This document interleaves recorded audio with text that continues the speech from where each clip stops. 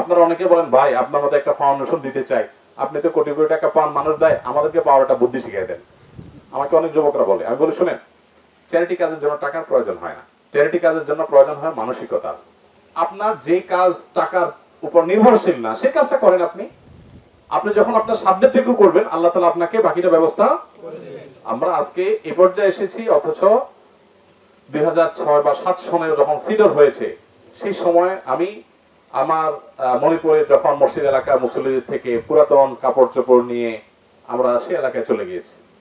যখন কিছুই ছিল না তখন শারীরিকভাবে নেমে পড়েছে, যদ্দূর পারছি করেছি। আপনাদেরকে আমি বলতে চাই, যুবক ভাইদেরকে, এলাকাতে মসজিদে আপনারা পরিচ্ছন্নতা অভিযান এলাকাতে চালান, কোরবানিকে কেন্দ্র করে পরিচ্ছন্নতা অভিযান চালান, বিভিন্ন রকমের উদ্যোগ নেন যাতে কোনো মানুষের কষ্ট দিতে না পারে।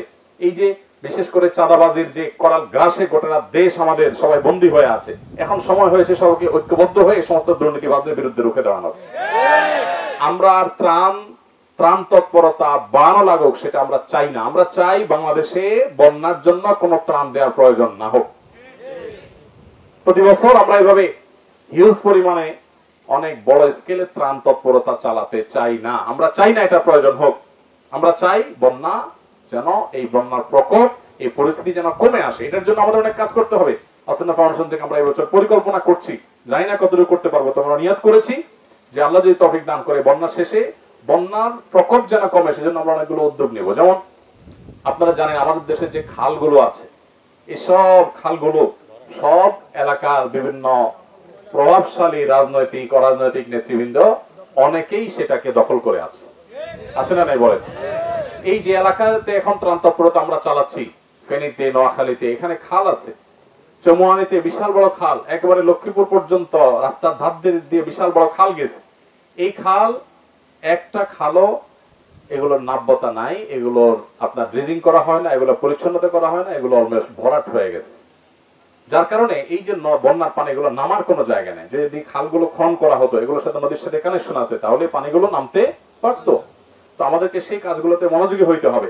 এবং যারা এই খাল দখল করে তারা ব্যবসা প্রতিষ্ঠান গড়ে তুলেছে, চাঁদাবাজরা যারা এখানে নানা রকমের সুযোগ সুবিধা নিয়েছে রাষ্ট্রের সম্পদ দখল করে, এদের বিরুদ্ধে আমাদেরকে উচ্ছেদ অভিযান চালাতে হবে। আমরা এইসব খাল পরিষ্কার করতে চাই, কিন্তু সেগুলোর জন্য এই সমস্ত মাস্তানদের মাস্তানি থামাতে হবে। সর্বস্তর মানুষকে সেজন্য কাজ করতে হবে। সমাজের যে কোনো বিপদে সবার আগে আমরা ঝাঁপিয়ে পড়বো ইনশাআল্লাহ। সবচেয়ে বেশি আত্মত্যাগ আমরা করবো ইনশাআল্লাহ। আপনার মসজিদ এলাকাতে আপনারা যুবকরা 5 জন 10 জন মিলে কয়েকটা সারের বস্তা নিয়ে সপ্তাহে 2 দিন করে পরিচ্ছন্নতা অভিযান চালাবেন। রাস্তাঘাটে মসজিদের আশেপাশে যা আছে সব পরিষ্কার করবেন। কোনো টাকা পয়সা লাগবে? আমরা যারা নিজেদেরকে মুসলমান দাবি করছি, আমরা যারা ইসলাম প্র্যাকটিস করার চেষ্টা করছি, আমাদের আচার আচরণটা ইটসেলফ একটা দাওয়া। আমরা যখন সুশৃঙ্খল থাকবো, সুন্দর থাকবো, কথা মেনে চলবো, কোনো ক্ষেত্রে নিয়মের ব্যত্যয় করবো না, তখন এটা দেখে অন্যরা শিখবে যে মানুষ যখন দিনদার হয় তখন তার দ্বারা দেশ দশ সবাই উপকৃত হয়। আর যখন মানুষ বদ্দিন হয় তাকে মানুষ এলোমেলো করে। আমাদের অনেক সুনাম আছে দিনদারদের, এর ভিতরে একটা সুনাম হলো আলহামদুলিল্লাহ মানুষ জানে বেশিরভাগ দিনদার মানুষ 2 নম্বরই করে না। এই জন্য দাড়ি টুপি পরা কোনো মানুষ যদি দুর্নীতি করে পত্রিকাগুলো খুব বড় করে দেখায়, কারণ আরে এটা তো অসম্ভব, কেমনে হলো? দাড়ি টুপি এলা মানুষ যদি দুর্নীতি ধরা পড়ে মিডিয়া একটু বেশি কভারেজ হয় না? কেন হয়? এই জন্য হয় যে এটা তো হওয়ার কথা না, দাড়ি টুপি এলা এটা করে না সাধারণত, এটা ব্যতিক্রম কিভাবে হলো, এই জন্য সবাই আগ্রহী হয়ে পড়ে। এটাই ইটসেলফ একটা প্রমাণ যে আসলে দিনদাররা আলহামদুলিল্লাহ এদেশে সব বেশিরভাগ, কিছু মানুষ দিনদারের রূপ ধারণ করে বদ্দিন হচ্ছে সেটা তো আছেই। কারণ ওই যে আমি সবসময় বলি যে 500 টাকার নোটের 1000 টাকার নোটের নকল হয়, 10 টাকার নোটে কিন্তু কি হয় না? কেন নকল হয় না? 10 টাকার বিল আছে, 1000 টাকার দাম আছে দেখি সেটা কি হয়? দায় টুপির দাম আছে দেখে দায়ের টুপি লাগাইয়া মানুষ 2 নম্বরই করে, কারণ এটার দাম আছে সেজন্য। তো এই জন্য দায় টুপিওয়ালা বা দিনদারদের আরেকটা দায়িত্ব হলো তারা সুশৃঙ্খল হবেন, দায়িত্বশীল হবেন, তারা নিয়ম শৃঙ্খলা মেনে চলবেন, কোনো ক্ষেত্রে নিয়মের ব্যত্যয় করবেন না। এই জায়গাগুলোতে আমরা যদি ফোকাস না করতে পারি, আমরা সবাই নতুন বাংলাদেশ চাই। নতুন বাংলাদেশ তো হঠাৎ করে কোনো দোয়া পড়ে মন্ত্র পড়ে ভু দিবেন আর বাংলাদেশ চেঞ্জ হয়ে যাবে, এটা হবে না। আমাদের সবাইকে পরিবর্তন হতে হবে। আমরা সবাই পরিবর্তন হবো তো ইনশাআল্লাহ? কোথাও মামু আছে, খালু আছে, হাই হ্যালো আছে, সেজন্য আমি ওই চান্সে আমার যে কাজটা করতে অনেক কষ্ট করতে হবে সেটা আমি একটু মামু খালু দিয়ে একটু টাকা পয়সা দিয়ে একটু শর্টকাটে সেরে ফেললাম। হালাল না হারাম?